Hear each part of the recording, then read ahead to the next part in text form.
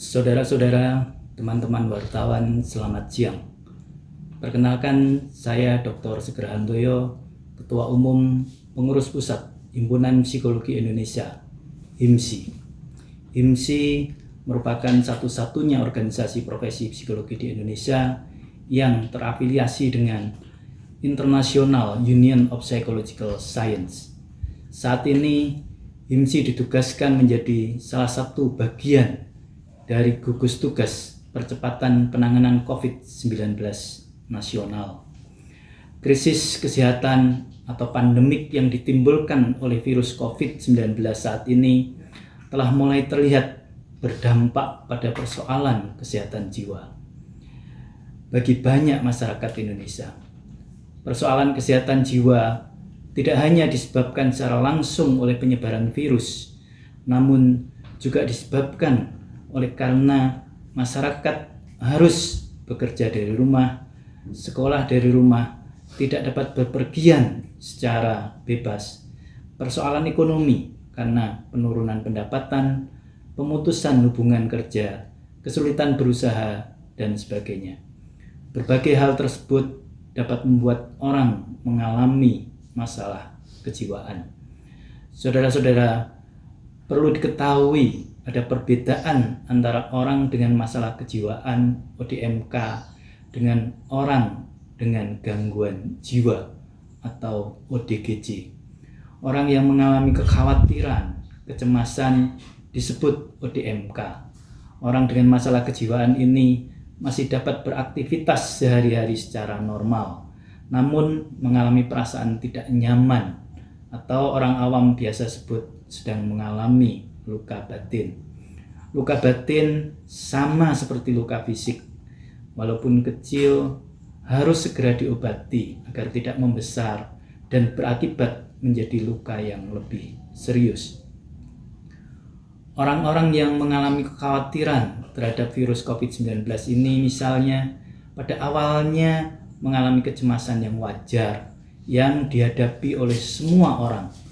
Namun bila kecemasan ini terus berlanjut, dia akan menjadi masalah yang serius. Orang ini akan mengalami kecemasan yang berlebihan, tidak terkendali, dan menjadi tidak rasional tentang virus tersebut. Kekhawatiran yang berlebihan misalnya dapat membuat orang kemudian merasa gelisah, sulit tidur, merasa lelah, mudah marah, berkeringat dan gemetaran, serta dia bisa saja berperilaku tidak berani keluar rumah dan bertemu dengan orang lain. Bila sudah seperti itu, maka orang ini akan terganggu fungsinya sehari-hari. Status orang ini sudah meningkat dari ODMK menjadi ODGJ.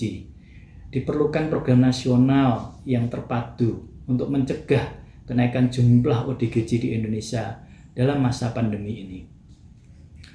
Apabila banyak orang yang kehilangan pekerjaan, tidak terbantu, kesulitan mendapatkan penghasilan, tidak terbantu, mempunyai pendapatan tetapi harus terus berada di rumah, penyebaran virus masih berlanjut dalam waktu yang lama, maka bukan tidak mungkin kenaikan jumlah ODGJ yang besar dapat terjadi. Artinya bisa timbul krisis baru, yaitu krisis kesehatan jiwa. Kita harus bekerja keras agar krisis itu tidak terjadi. Bantuan terhadap ODMK atau orang-orang yang mengalami luka batin harus diberikan secara nasional untuk menjaga ketahanan kesehatan mental bangsa Indonesia. Pemerintah telah merespon persoalan tersebut dengan membuat layanan psikologi untuk sehat jiwa atau sejiwa. Layanan sejiwa ini diluncurkan pada tanggal 28 April 2020 oleh Kepala Kantor Staf Presiden Bapak Jenderal TNI Purnawirawan Muldoko. Layanan ini hasil kolaborasi dari berbagai kementerian seperti Kementerian Kesehatan, Kementerian Komunikasi dan Informatika, Kementerian Pemberdayaan Perempuan dan Perlindungan Anak, Badan Penanggulangan Bencana Nasional, PT Telkom Indonesia bersama PT Infomedia Nusantara, dan HIMSI. Layanan sejiwa dapat diakses oleh masyarakat dengan menghubungi 119 lalu tekan 8 Masyarakat akan diterima oleh agen call center dan selanjutnya diteruskan ke relawan psikologi untuk mendapatkan bantuan psikologis awal. Bantuan psikologis awal berfungsi untuk membantu mengobati luka batin agar tidak menjadi gangguan jiwa yang serius. Apabila dibutuhkan bantuan lanjutan karena penelpon mengalami persoalan psikologis yang tidak bisa diselesaikan dengan bantuan tersebut, maka penelpon akan dirujuk kepada psikolog atau psikiater bila dia membutuhkan konseling atau psikoterapi. Bisa saja kemudian dirujuk ke lembaga pemerintah bila penelpon mempunyai persoalan yang terkait dengan ekonomi atau persoalan yang terkait dengan perempuan dan anak yang membutuhkan bantuan lainnya. Berdasarkan data yang kami peroleh dari pihak Telkom, selama periode pemberian layanan sejiwa di 119 Extension 8 dari tanggal 29 April 2020 sampai dengan 10 Mei 2020, selama 12 hari, panggilan yang masuk sebanyak 7.540. Panggilan yang berhasil diterima petugas sebanyak 6.993. Panggilan yang terhubung ke relawan sebanyak 737. Jadi rata-rata ada 61 orang per hari yang mendapatkan layanan psikologi. Perbedaan antara panggilan yang berhasil diterima petugas dengan yang terhubung ke relawan disebabkan sebagian besar panggilan ternyata salah kamar. Artinya penelpon tidak membutuhkan layanan psikologi tapi membutuhkan layanan lainnya. Dan ada juga penelpon yang hanya coba-coba, tidak serius membutuhkan bantuan psikologi. Jumlah relawan psikologi yang bertugas di batch 1 bertugas selama 2 minggu mulai jam 9 pagi sampai jam 9 malam adalah 161 relawan.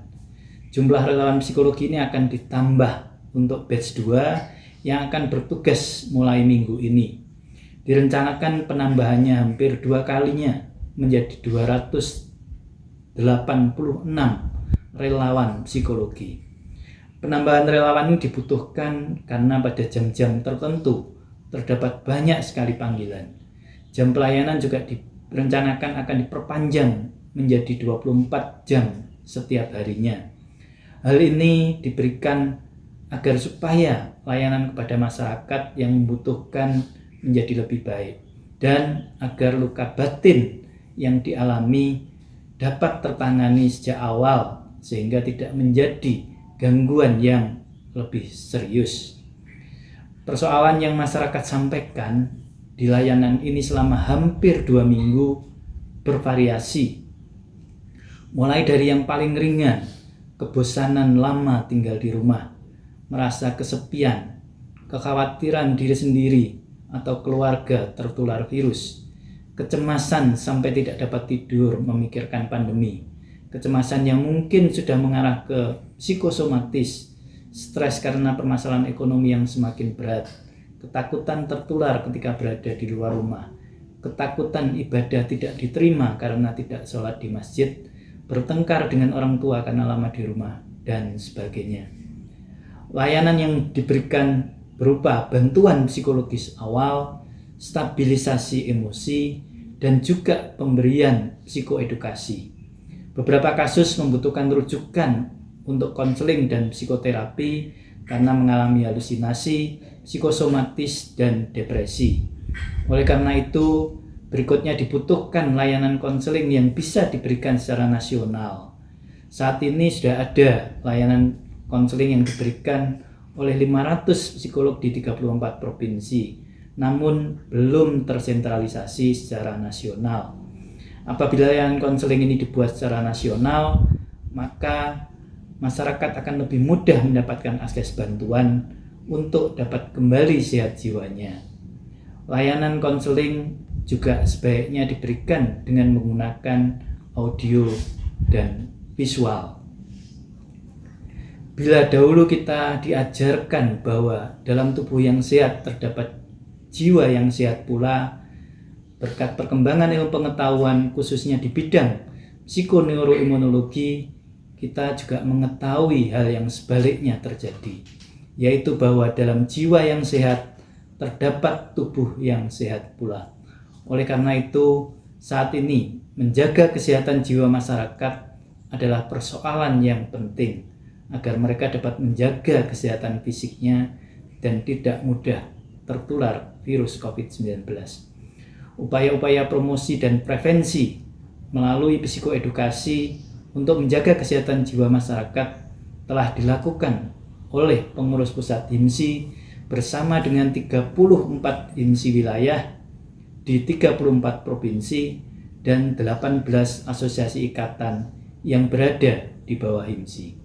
Yang psikoedukasi itu dibuat dalam bentuk poster, tulisan artikel, dan juga video. Psikoedukasi itu dapat diakses di situs HIMSI. Panduan relaksasi untuk menjaga stabilisasi emosi juga dapat diakses oleh masyarakat melalui situs HIMSI sehingga bisa dipakai untuk menenangkan diri.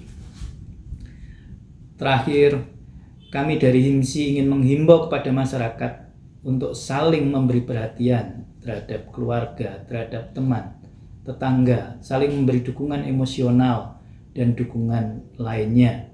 Ini adalah waktu untuk kita memberi dukungan emosional dan memberi bantuan apapun kepada yang membutuhkan, akan meringankan beban psikologis mereka. Situasi saat ini adalah baru untuk kita semua, sehingga hal terbaik adalah kita belajar bersama menghadapi situasi ini. Kita semuanya perlu belajar bersama. Jadi hal kedua yang ingin saya sampaikan adalah inilah waktu kita untuk belajar bersama. Bila semua orang mau belajar, misalnya belajar dari yang sudah terjadi, bahwa berkumpul banyak orang dengan tidak mengindahkan protokol kesehatan itu akan berakibat fatal. Akan banyak orang yang tertular virus COVID-19. Maka selanjutnya kita harus belajar tentang itu dan kemudian disiplin untuk tidak datang atau membuat acara yang mengumpulkan banyak orang. Kita harus terus belajar dan disiplin menggunakan hasil belajar itu. Tetap di kota, jangan mudik, jaga jarak, cuci tangan, pakai masker, dan tetap sehat. Belajar, disiplin, dan saling membantu, gotong royong akan membuat kita tangguh dan berhasil menghadapi pandemi ini. Salam tangguh.